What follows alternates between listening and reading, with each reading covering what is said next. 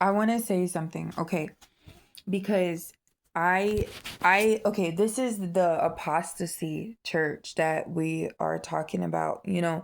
Like there's just so many people that they they want to believe that Christianity is like this gummy bear Christianity, that it's like solemn assembly, whatever. And yes, yeah, God is, we have to um like sometimes I could feel like when we have like a sensitive like whenever the atmosphere is like really like, I'm trying to say, how do I say, like a spiritual sensitivity to him, and we create the atmosphere of like a beautiful aroma that is beautiful and amazing, and there's nothing wrong with that. But okay, I'm not talking about the church I'm at right now, okay? I'm talking about the other church, but I've seen it all across these churches that I've been in. And it's like, this is exactly it, is like, it's like there's things, oh my gosh, it's so crazy and it's so scary because, you know, and oh my gosh, this is making me, I'm like this is like making me feel so convicted, which is a good thing right now, because like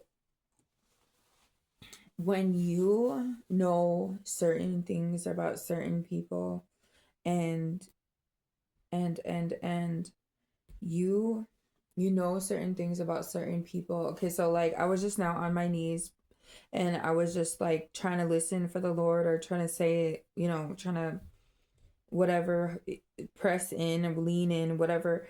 And what he was showing me was, mm, and this is the crazy part about it, is like your own fellow members of the church, like they judge the drug addicts, they judge the drunks and the drug addicts, right? And they have so much to say about like other people. And so 9 times out of 10 when we go to church, it's always these set judgment sessions of like, oh well, this and that and this and that. And it's like, okay, I did not come here to be judged by you, but anyway. And it's not even about that. Like I feel like people are looking more to conversate and to kind of congregate and shit, and I'm not into that. I'm like, okay, like, you know what I mean? And I see so much deeper, and it's not, doesn't make me more better. But anyway, so whenever I was bowing down, what the Lord was showing me was the many people in my sphere of influence that are not saved. And how can we, being Christian people, um not necessarily allow it? But okay, so a lot of time, whenever I just, a couple weeks ago, whenever I journeyed out, and I believe that God was like, yeah, just leave all your life and come with me or whatever. And I still believe that that was standing still, because who do you know in this day and age that have just denounced everything and left their family, their wives, their husbands, their kids, and everything, and just went on this journey with Christ? I don't know anybody. But anyway, maybe there are people, but I'm saying like, and then we make it so hard to go into certain communities. Like, we can do what these other people have done. Like, they traveled together in a group of people and went into a community, and they were just like, we're here, Lord, protect us, we're praying through this whole thing, and just go in and do whatever the Lord wills, you know.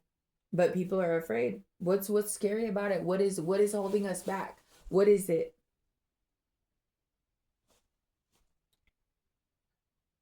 The seven bowls of God's wrath. Wow, this just changed to this by itself. The seven plagues with the seven, or the seven angels with the seven plagues, the three angels, the woman on the beast, the mystery of Babylon. So, um, so that's what he was showing me just now. And you know what I'm saying? And I just feel like at these church buildings, and I'm not bashing nobody's church. I'm not trying to be mean to anybody or anything, but I see there's just like gossip, judgment, and whenever we go in, it's like, oh, let's do a sermon that can target somebody, and so that way we can just make them feel extremely uncomfortable, and hopefully they wouldn't want to come back here.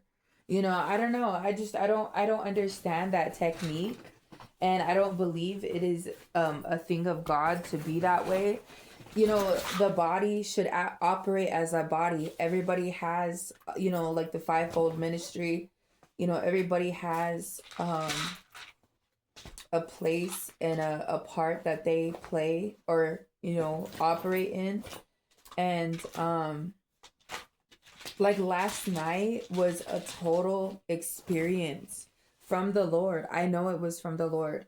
I believe it was from God. And you know um so what are we afraid of? What are we doing? Like, do we operate as the body, or do we kind of hone in on one person and target and attack, until they absolutely don't want nothing to do with Jesus or God or the church or the Bible? You know what I mean? What are we doing? As a body, what are we doing? How are we operating? How are we navigating this thing? What are we doing for real? What is it truly like?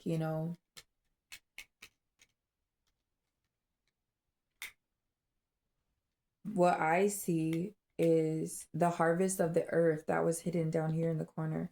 Let's read this. The harvest of the earth. This is Revelation 14:14.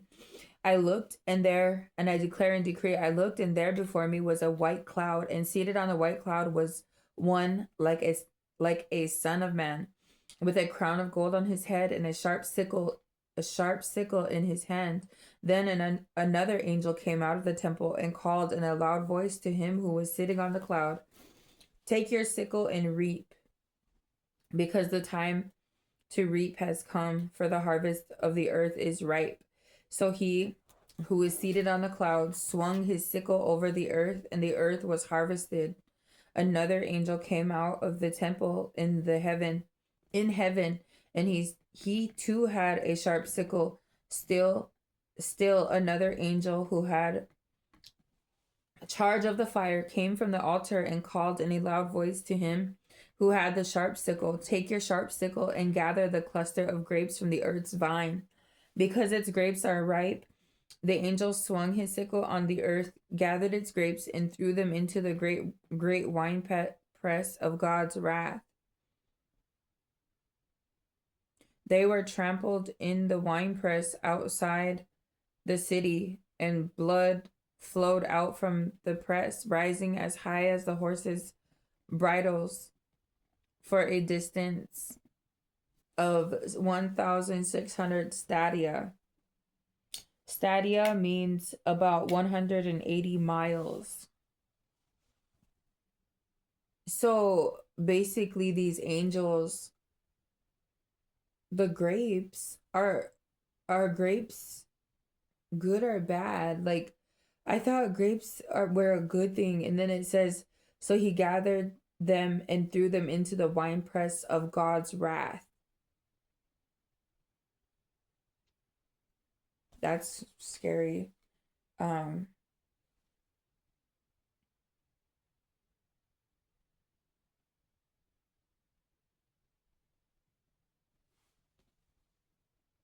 I don't know. I just feel, I don't know.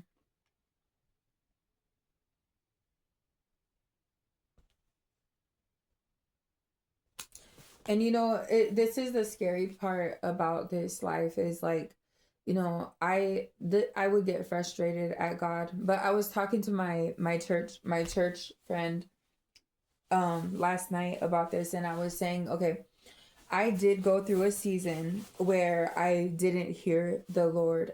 Like, I was searching for him, and it wasn't that he was like gone or left me or his grace was lifted. No, it was just like and I just operated like accordingly. And so every morning 5 a.m. I would wake up, go in this bathroom, close the door, and this building was like a concrete building, so this bathroom felt really enclosed, and I like it dark because and a lot of times whenever like I pray, whenever I close my eyes, like I'll either see things or I can feel things a lot more. Like I can sense things a lot more whenever my eyes are closed, and I know that's probably so weird, but my spiritual eyes are very much open anyway. So I always made it every day, every morning, 5 a.m. I would get up and I would go in there and I would bow down, face to the by the toilet. It's a small bathroom. It was just like a small bathroom, and I would use that little space right there to bow down to God, and I made sure to pray to him. And as I got up, it was but I know what he's saying now. It's like a faith thing. It's like something with faith. Like if you live in comfortability, which whenever I landed here in this apartment, it was all about comfortability. It was all about, just staying safe, playing everything safe, and even I don't know, and I feel like it has to do with I think we're more susceptible, and that's what I sense from people. Like, we're more susceptible to compromise where we know somebody. Like if I knew somebody from my past, then I'm more susceptible to like not say what I have to say to them, right? Like, you know what I mean? And um so I believe that's why God will send you out into places you don't know to evangelize and to meet people. And a lot of people may receive you more than versus people that already know you. And I feel like that's what I'm gonna base my life off of, is because but I do believe that God is calling people to go get in a van together and go evangelize where you need to evangelize, because they will receive you. They might not receive me. You know what I mean? They will receive people that they don't know versus somebody like, oh, I know her. I used to use drugs with her, or I used to be with her, or whatever. Like, you know what I mean? But other people, they will receive you. Like the way we like, and this is the first time that these people came here, and she was definitely being led by God. She was opened up. She was, and I'm not saying she was perfect by any means. That's not the point of it. The point is when God sends you, and you go to these places and God uses you, and it's for a reason. God is very strategic, but these times that are coming, this is what is kind of like worrying me and scaring me, because I don't want to be like behind in any kind of way. And um I don't know necessarily like what it is, and it's scaring me because, God been warning, he been telling, he been speaking, but it's like I don't know, like for real. And but that season of faith, when even though I didn't hear him, didn't receive no instructions, didn't, I wasn't like, you need to talk to me, because I used to be like that, and I went through that here. I'm like, you want me to do something, but you're not telling me anything. So it's just kind of weird. But so we're gonna walk by faith again. We're gonna try to implement that all again, and just kind of, um I've been kind of like I've been kind of like hesitant in doing that, because I don't want to do the wrong thing. You know what I mean? Like I don't want to, it seems like I've been just making like these not very good decisions, and then like on this other end of like this faith, it's like, okay, I believe that God is like leading me here, but then it turns out to be like nothing and a total flop. And then so I'd have to end up back here at this apartment. And then I live by the cemetery. He's been telling me, like, that was like one of the first things that I noticed whenever I moved here. And then I knew, like, me being a prophet, I'm not supposed to be around like dead bodies or dead animals, dead people. I'm not supposed to, like, unclean. I can't, I have to follow the Leviticus laws of I can't eat pork, I can't eat bacon, all of that stuff. And people think like people, I've heard this at time and time again, but it's from the religious people that don't want to follow his laws and follow how Jesus wants everything. And And this lady last night, that the one that came from Wisconsin, and that she was being led around by God, and I'm not glamorizing her, but we need to implement these things in our own life and go and do. The harvest is the harvest is ripe, and that's what, just now, whenever I was bowed down, like the Lord was like showing me these people and these situations and everything, and then like, just like, we are vessels. We are here as we are here as vessels to be used, and whenever we don't operate through that, we are the shepherd that scatters his flock, and I think that, like, whenever you go, be honest with yourself. I want to know, whenever we go to Bible study, is it to really study the scriptures and to gain the wisdom that what the scripture is actually trying to say, or is it a gossiping session, or is it a judgment, like we're passing judgment on somebody and trying to be mean to people? And then I have another question. So, okay, so let's say that you know of somebody in your sphere of influence that has a Jezebel spirit, right?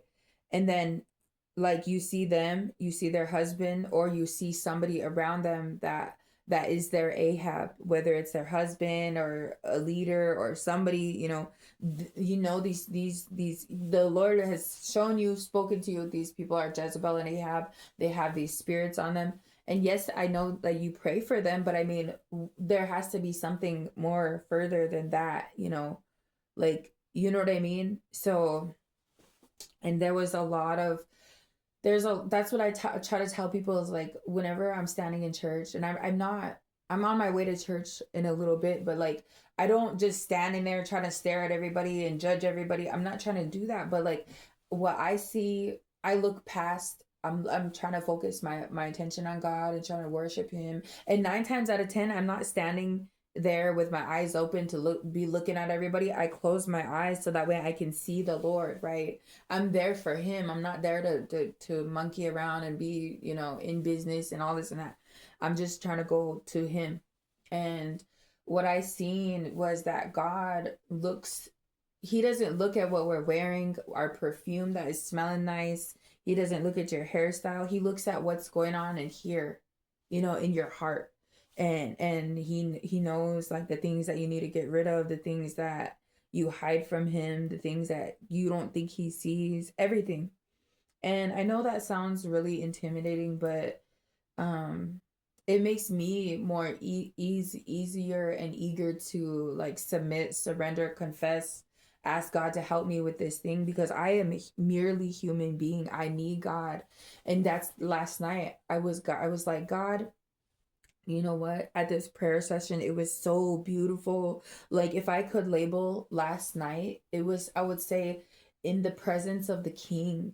And it felt so big and beautiful. And like, I was just weeping the whole time, because we cannot even fathom, like, the vastness of God and his beauty in this life and the world and everything. And I was just like, God, I surrender myself, my children, my family, my life to you. I just give it all. But I need your help in breaking these generational curses. I need help. I need help. I don't want to be yes, I will do what I have to do, but like, all in all, like, I do not want my children's children to suffer through what I had to suffer through.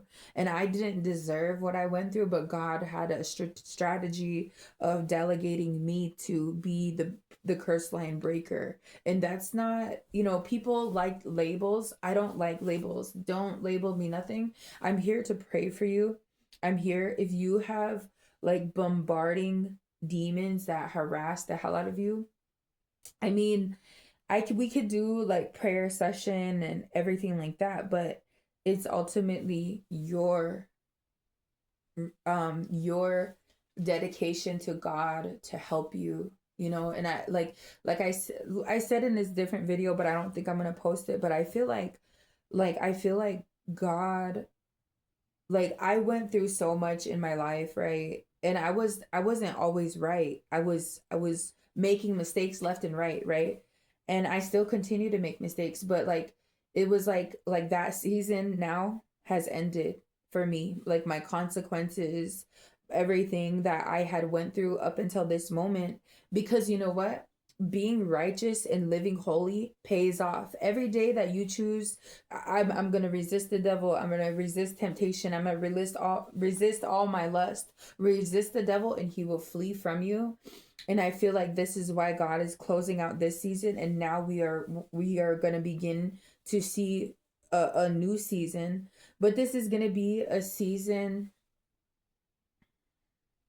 and I'm trying to discern too, like, like what is he saying? Because I feel like I am at a crossroad. And okay, so I feel like what I said, but I feel like I have to trust God with whatever he's doing in my family, in the community and everything, because you know just because there's a lot of people that stand against you doesn't mean that you shouldn't go in there and be afraid. You should have like God's influence to be able to do whatever you have to do for him. And maybe that's speaking to me, but I don't really believe so, because this was never in there. Anyway, I'm getting off track again, but um yeah, this is what I was like. I had this dream that this girl that was used to mock me and laugh and laughing at me. And in my worst, darkest hour, she was just having a heyday with my pain and everything. And it was like, I don't know, it was weird that what I woke up and felt was that it's time to move on from those times now. But in my situation, like I felt like I was suffering through the consequences of like the drug addiction and all of these things. And not only that, but like you have to be careful when you meet new people and how you treat them. But I love, whenever you're apart, your five friends will tell you how you're going to be. If you have loving Christian friends, and if you are in that loving space and environment where you just, and I was like that since a child. Like I was a sensitive crybaby since a child, but my needs were never met. Like I was never like babied and picked up and like, oh babe, like I'm, don't cry. And like, I was never like that. But God built me, because I yearned for that. God created that within me and stitched me to be that type of woman for all the other people. And I'm not talking about just me. I'm talking about every one of us that this happened to. We know we were yearning for a love that only God could give us. And actually, well, Jesus made it quite clear whenever I found him, like nothing in this life will satisfy you the way the Lord can. And it's nothing perverted or evil or anything like that. It's something on a soul level, spirit level, heart level, and um and it rings true. Last night it was true. It was true. Everything that he said was true, and it was, but I'm just begging God that I need him to come into my bloodline and do what only he can do. You know, I I'm not exhausted, and I actually am refreshed, but he can only do and help and whatever, but um but if you want, this is what I'm trying to say. Like, I was once evil in my drug addiction, in all of my sins and all of these things, and I got delivered from them, and I came to Christ. And I believe that I was suffering through sins and consequences of, not just of my own, but of previous, like the way, like the darkness that I came out of. I thought it was because of my drug addiction. See, like I went to explaining it, and it was like, oh, it was because I was on drugs and this and that. But really, it was generational pain and trauma and secrets and hidden things and everything that I had to literally, and but so suffering through all that stuff, right?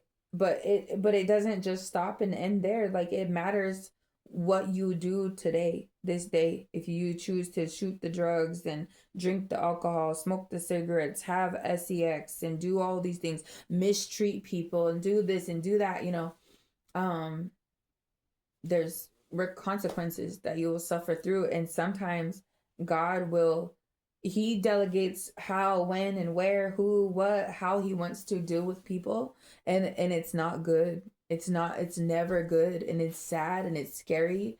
And but you know what I mean? Like one thing God has truly told me, and I know this is gonna sound harsh to some people, because everybody in some Christians believe that yes, they do deserve grace and mercy. Yes, they do deserve your love and your forgiveness and everything like that. But if God is telling me, like, you don't have to feel bad for the people that rebelled against Jesus. You don't have to.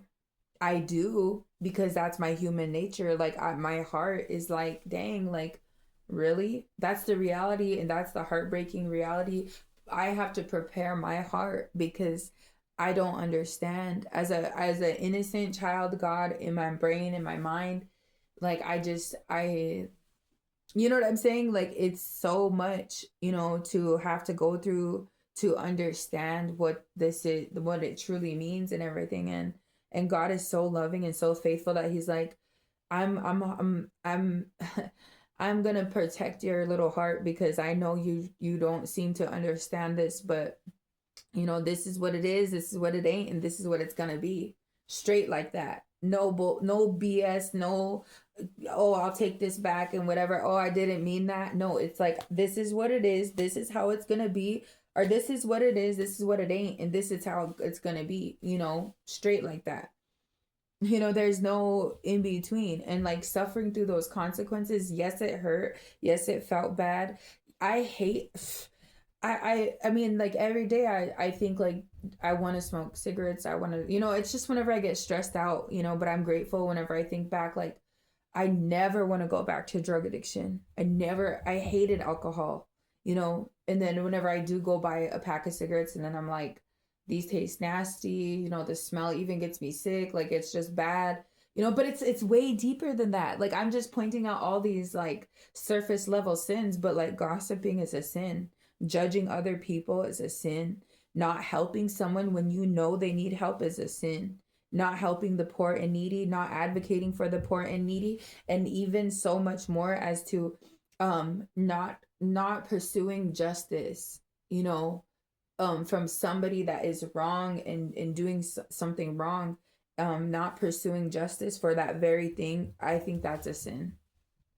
And that's scary to me, you know, because I don't know, it's just really scary this time we're living in. But that's all I got.